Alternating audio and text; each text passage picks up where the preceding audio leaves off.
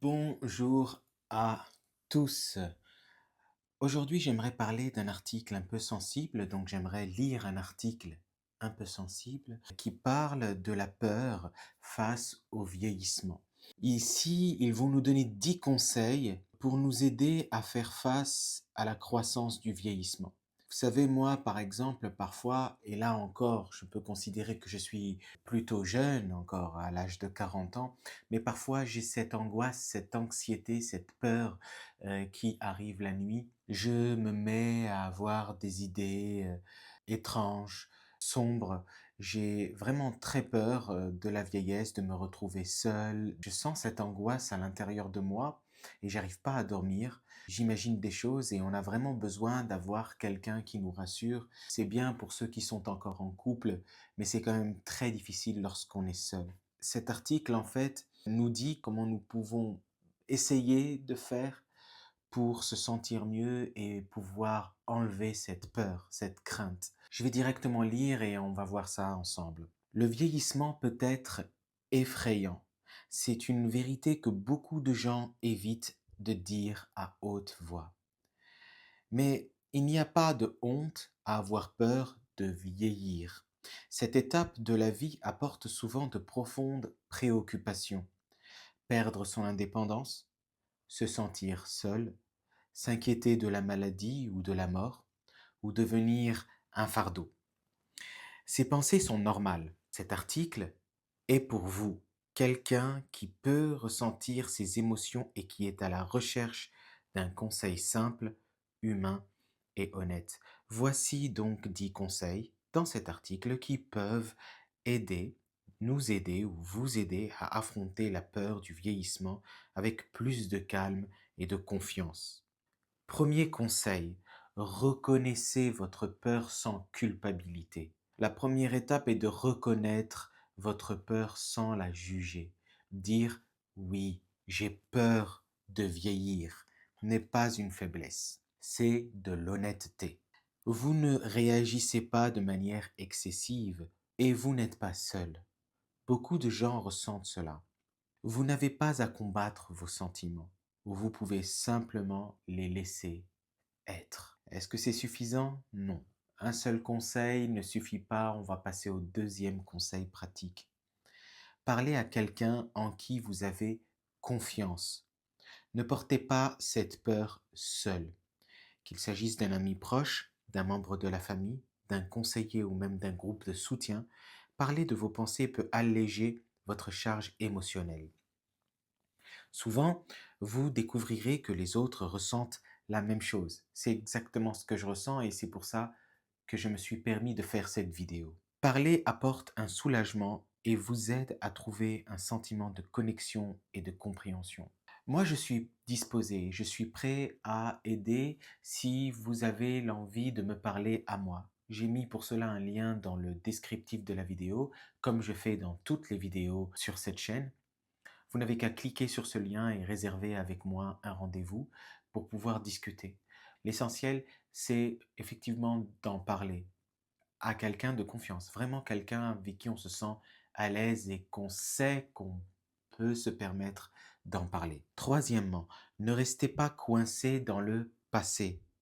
Les souvenirs sont beaux, mais ne les laissez pas vous piéger. Le corps a changé. Certaines choses sont plus difficiles maintenant, mais vous êtes toujours en vie. Et cela signifie que vous pouvez toujours profiter et explorer pour de petites choses, mais vous êtes là, vous devez vivre, vous continuez, la vie continue. J'ai déjà fait pas mal de vidéos sur le sujet, c'est-à-dire trouver des activités, se faire des amis, faire des choses qui nous passionnent et qui nous donnent envie de continuer tous les jours. Ça peut être vraiment des toutes petites choses. D'ailleurs, les petites choses ont toujours eu leur importance, même dans les grandes vies. Quatrièmement, entourez-vous de beauté et de confort. La peur grandit dans les espaces froids et vides. Ajoutez de la lumière, des couleurs, de la musique, de la chaleur et de la vie à votre environnement. Qu'il s'agisse d'une couverture confortable, de fleurs fraîches, de photos de famille encadrées ou de musique relaxante, ces petites choses font une grande différence. Un environnement chaleureux soutient un esprit paisible. Donc décorez chez vous, rajoutez des choses, achetez des fleurs, achetez de la décoration, mettez de la couleur. Vraiment essayez de faire en sorte que c'est une explosion de vie malgré tout. Pas laisser l'environnement froid, terne, vide, poussiéreux. Cinquièmement, prendre soin de soi et de son corps, bien sûr, en douceur, tout doucement. Vous n'avez pas besoin d'être parfait, mais bougez un peu, étirez-vous, marchez, bien manger par exemple. Tout cela compte et j'ai fait beaucoup de vidéos et je vais continuer de faire des vidéos pour vous motiver. Tout cela, ça compte. Ne poussez pas trop fort, ne poursuivez pas les jeunes, traitez simplement votre corps comme un ami.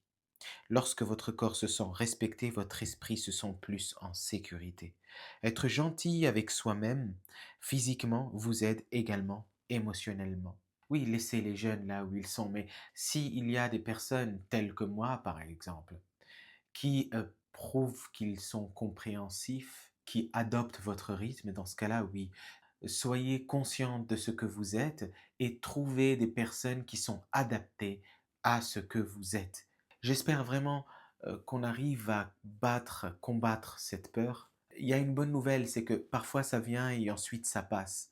On ne peut pas être terrorisé et terrifié tous les jours, tout le temps. Et donc, ce que moi je peux rajouter comme conseil, c'est aussi de occuper son esprit. Occupez-vous l'esprit. Contactez-moi, réservez par exemple 1 heure avec moi, faites un jeu, faites des mots croisés, lisez, écoutez de la musique, sortez, essayez de vraiment avoir un entourage, des gens proches de vous. C'est vraiment très important et si vous ne les avez pas, je suis disponible pour vous. Il y a encore 5 autres conseils que vous pouvez lire directement dans l'article. Il suffit d'aller dans le descriptif de la vidéo YouTube, de cliquer sur le lien et vous y serez. Vous pourrez ensuite lire l'article. Vous devrez le traduire de l'anglais vers le français, hein, tous mes articles sont en anglais, mais ensuite vous pouvez lire les 10 conseils pratiques. Et si vous avez besoin de moi, vous pouvez réserver, c'est dans le lien. N'hésitez pas à me faire des dons pour les vidéos que je vous fais. C'est toujours dans le descriptif, c'est toujours dans le descriptif de la vidéo YouTube. Je vous souhaite une bonne journée ou une bonne soirée selon l'heure à laquelle vous visionnez cette vidéo. Moi, je reste disponible pour vous. N'hésitez pas à me contacter. À bientôt.